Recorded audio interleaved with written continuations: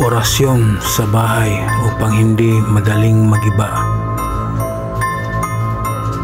Bahay mo ba ay madaling masira na kahit sa tingin mo ay pulido ang pagkagawa ay hindi aabutin ng ilang taon ay parang mawawasak na?